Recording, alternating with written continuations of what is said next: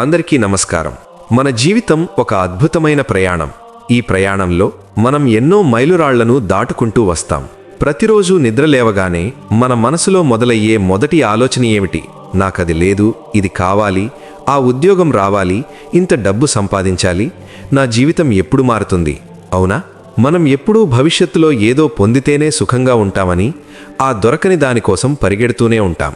కానీ ఒక్క క్షణం ఆగి ఆలోచించండి. మీరు పుట్టినప్పటి నుండి ఈ క్షణం వరకు మిమ్మల్ని నిలబెట్టిన శక్తులు ఎన్ని ఉన్నాయో గమనించారా? మీరు అడగకముందే మీ ఊపిరితిత్తుల్లోకి చేరుతున్న గాలి, మీ ప్రమేయం లేకుండానే కొట్టుకుంటున్న మీ గుండె, మీకు నడవడానికి శక్తినిస్తున్న ఈ భూమి, వీటన్నింటినీ మనం ఎప్పుడైనా ప్రేమగా చూశామా? మనం అనుకుంటాం ఏదైనా పెద్ద విజయం సాధించినప్పుడు మాత్రమే సంతోషించాలి అని.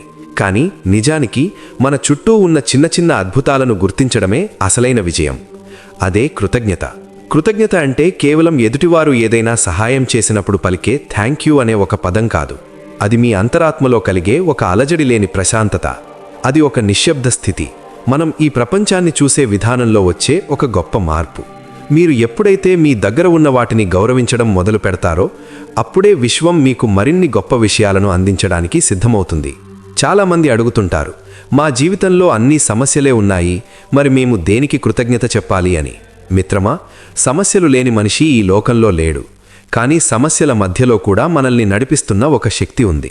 మీ కష్టకాలంలో మీకు తోడుగా నిలిచిన ఒక స్నేహితుడు, ఆకలి వేసినప్పుడు దొరికిన ఒక ముద్ద అన్నం, అలసిపోయినప్పుడు దొరికిన కాసేపు విశ్రాంతి. ఇవన్నీ చిన్నవిగా అనిపించవచ్చు, కానీ ఇవే మీ జీవితాన్ని నిలబెట్టాయి. వీటిని మనం గుర్తించినంతకాలం మనం ఎన్ని కోట్లు సంపాదించినా మన లోపల ఏదో వెలితి ఉంటూనే ఉంటుంది. కృతజ్ఞత అనేది మీ లోపల ఉన్న ఆ వెలితిని పూడ్చే ఒక దివ్యౌషధం. మన ప్రాచీన సంస్కృతిని గమనించండి. మన పూర్వీకులు ప్రతిదానికి కృతజ్ఞత చెప్పేవారు. ప్రొద్దున్నే లేవగానే భూమికి నమస్కరించేవారు, తినే అన్నానికి దండం పెట్టుకునేవారు, ప్రవహించే నదిని దేవతలా చూసేవారు. ఎందుకు? వాళ్ళకి తెలుసు, మనం ప్రకృతి నుంచి తీసుకుంటున్న ప్రతి అణువుకు మనం రుణపడి ఉన్నామని. ఆ రుణపడి ఉన్నామనే స్పృహే మనల్ని అహంకారం నుంచి కాపాడుతుంది. అహంకారం లేని చోట ఆనందం ఉంటుంది. ఆనందం ఉన్న చోట సృజనాత్మకత ఉంటుంది. సృజనాత్మకత ఎక్కడైతే ఉంటుందో అక్కడ మీరు కోరుకున్న లక్ష్యాలు వాటంతట అవే మీ దగ్గరకు వస్తాయి. మనం తరచుగా వింటూ ఉంటాం లా ఆఫ్ అట్రాక్షన్ గురించి. ఆకర్షణ సిద్ధాంతం అంటే ఏంటో తెలుసా? మీ లోపల ఉన్న ప్రకంపనలు మీ బయట ఉన్న ప్రపంచాన్ని ప్రభావితం చేస్తాయి. మీరు ఎప్పుడూ నాకు లేదు అనే భావనలో ఉంటే మీరు మరిన్ని లేమి పరిస్థితులనే ఆకర్షిస్తారు. కానీ మీరు నా దగ్గర ఉన్నందుకు ధన్యవాదాలు అనే భావనలో ఉంటే మీరు మరిన్ని సంపదలను, అవకాశాలను ఆకర్షిస్తారు. ఇది ఏదో మాయాజాలం కాదు, ఇది ఒక మానసిక స్థితి. మీరు కృతజ్ఞతతో ఉన్నప్పుడు మీ మెదడులో భయానికి సంబంధించిన భాగాలు శాంతిస్తాయి. మీ ఆలోచనలు స్పష్టంగా మారతాయి. స్పష్టమైన ఆలోచనలు ఉన్నప్పుడు మీరు తీసుకునే నిర్ణయాలు సరియైనవిగా ఉంటాయి. ఆ సరియైన నిర్ణయాలే మిమ్మల్ని ఒక గొప్ప జీవితం వైపు నడిపిస్తాయి. ఒక్కసారి ఊహించుకోండి, మీరు ఒకరికి ఎంతో ప్రేమతో ఒక బహుమతి ఇచ్చారు, కానీ అవతలి వ్యక్తి దాన్ని కనీసం చూడకుండా పక్కన పడేశారు. అప్పుడు మీకెలా అనిపిస్తుంది? ఇంకోసారి వారికి ఏదైనా ఇవ్వాలనిపిస్తుందా? ఖచ్చితంగా అనిపించదు. అదే మీరు చిన్న చాక్లెట్ ఇచ్చినా వాళ్ళు ఎంతో సంతోషంగా కృతజ్ఞత చెబితే మీకు వాళ్ళకి ఇంకా ఎన్నో ఇవ్వాలనిపిస్తుంది కదా. ఈ విశ్వం కూడా సరిగ్గా అలాగే పనిచేస్తుంది. మీకు ఇప్పటికే ఇవ్వబడిన ఈ జీవితాన్ని, ఈ ఆరోగ్యాన్ని, ఈ సంబంధాలను మీరు గౌరవిస్తేనే ఈ విశ్వం మీకు ఇంకా గొప్ప బహుమతులను ఇస్తుంది. కృతజ్ఞత అనేది ఒక ప్రయాణం. ఇది ఒక్కరోజుతో అయిపోయేది కాదు. ప్రతిరోజు రాత్రి పడుకునే ముందు ఆ రోజు జరిగిన కనీసం 5 మంచి విషయాలను గుర్తు చేసుకోండి. బహుశా అది ఒకరు మిమ్మల్ని చూసి నవ్విన నవ్వు కావచ్చు, లేదా మీరు చదివిన ఒక మంచి వాక్యం కావచ్చు.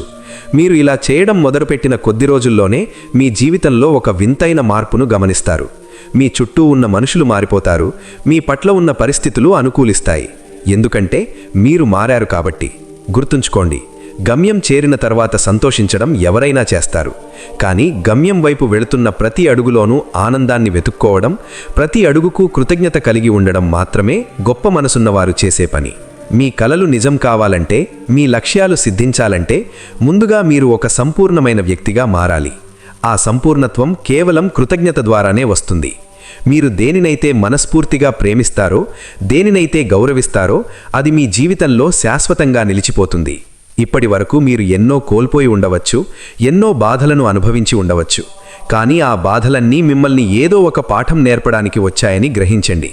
ఆ కష్టాలకు కూడా కృతజ్ఞతలు చెప్పండి. ఎందుకంటే అవే మిమ్మల్ని ఈరోజు ఇంత బలవంతుడిగా మార్చాయి.